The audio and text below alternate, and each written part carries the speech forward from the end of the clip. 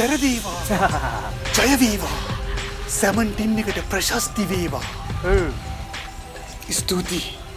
මං තමයි මේ සැමන්ටින් එකට අධිපති භූතයා. බොහොම ස්තුතියි ඔබ මාව මේ සැමන්ටින් එකේ සාපෙන් ගලව ගත්තට. එයට කෙලෙගුණ දක්වන්න මං ඔබට වර 3ක් දෙනවා. පොඩක් ඉන්නවකෝ පයින් නැතුව.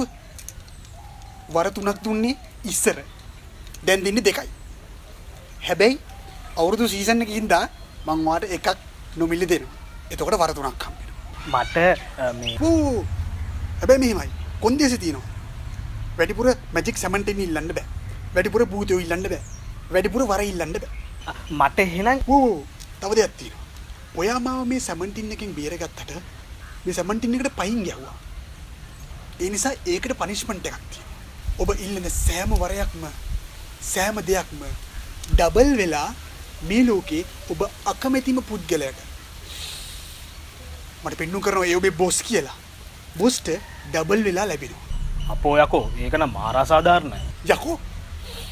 යකෝ නෙමෙයි මම පුතේ. දැන් මේ තොට වරේ පාද. හරි. හරි. දැන් ඔබේ පළවෙනි වරේ ඉල්ලන්න.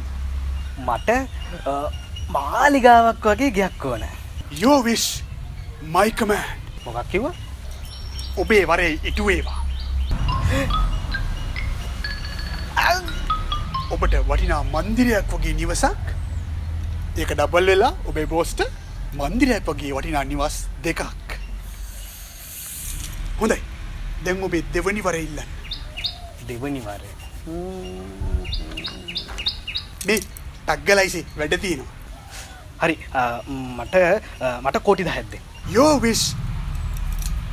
ඔබේ වරය ඉටු වේවා. ඔන්න ඔබට කෝටි 10යි. ඔබේ බොස්ට ඒක ඩබල් වෙලා කෝටි 20යි. හොඳයි. මේක ඔබේ අවසාන වරය.